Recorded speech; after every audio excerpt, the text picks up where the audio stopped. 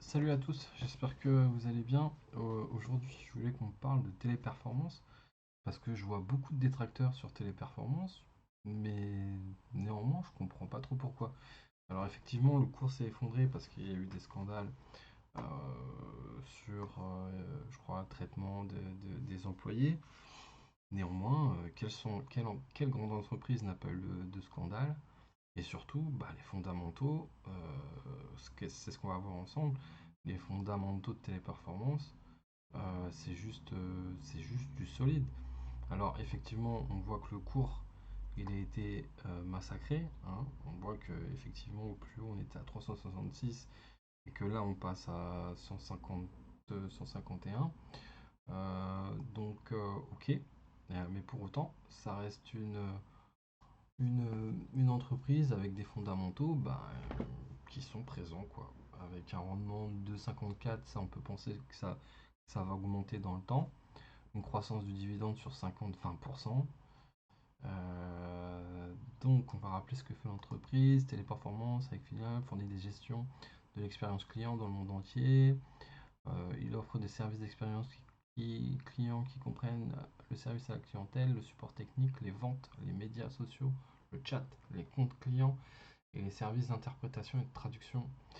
La modération de contenu, les finances, la comptabilité, les ressources humaines, les visas, les services consulaires et les services de transformation numérique. On sait en plus qu'elle s'est associée avec Microsoft pour pouvoir fournir en fait des espaces de cloud. Bon, c'est une entreprise qui est clairement dans le coup.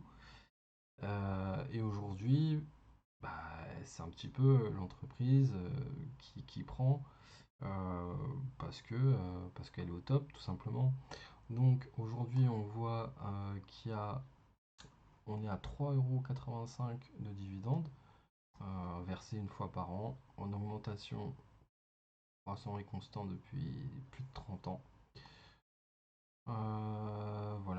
Voilà. Donc en chiffre d'affaires, là on voit une belle évolution progressive du chiffre d'affaires. Bon, bah, ça c'est juste très joli.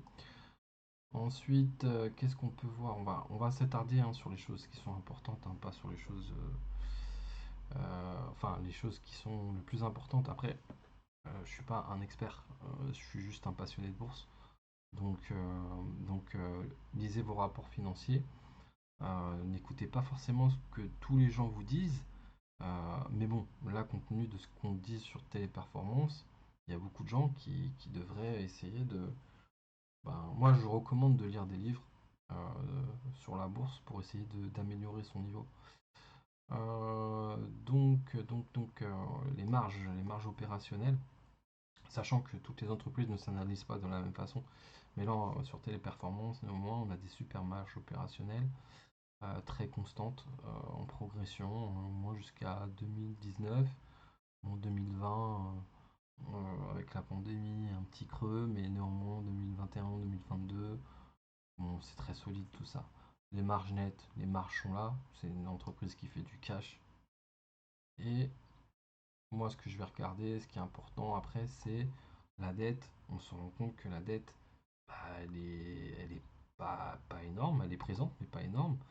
Euh, alors, qu'est-ce qu'il nous dit l'assistant d'intelligence artificielle? Il nous dit, pour un investisseur à long terme, cela signifie que la capacité de remboursement de la dette de Téléperformance SE s'est améliorée entre 2017 et 2022.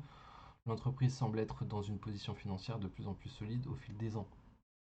Bon, cependant, il est crucial de considérer d'autres facteurs et indicateurs financiers avant de prendre une décision d'investissement, effectivement. Mais globalement, Téléperformance, c'est une très belle entreprise. Euh, alors peut-être qu'il y aura d'autres. Le problème, finalement, c'est pas tellement la qualité de l'entreprise qu'on peut. Enfin, c'est pas le quantitatif qui est très bon. Ce serait peut-être plus sur est-ce qu'il n'y aura pas d'autres scandales.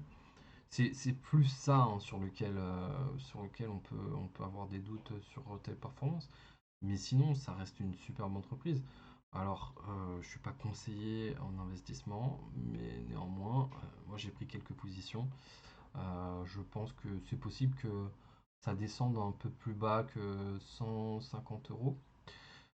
C'est possible que ça touche peut-être les 110. euh, Peut-être que ça peut frôler les 100, possible.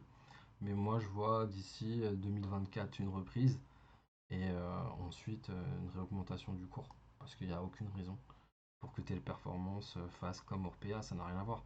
Orpea est criblé de dettes. Donc aujourd'hui, l'État met son nez dans Orpea parce que Orpea, c'est aussi une société qui, voilà, qui a un rapport social important avec l'État, sachant qu'il s'occupe des vieux ou des personnes âgées, pardon. Euh, donc, euh, donc voilà, donc c'était pour dire que Téléperformance reste à mon avis une belle action sur laquelle se positionner en ce moment, ça me paraît pas déconnant. Et voilà, c'était pour donner mon avis. Et je vous souhaite une bonne journée, bonne soirée. Je vous dis à plus tard pour une autre action. Salut!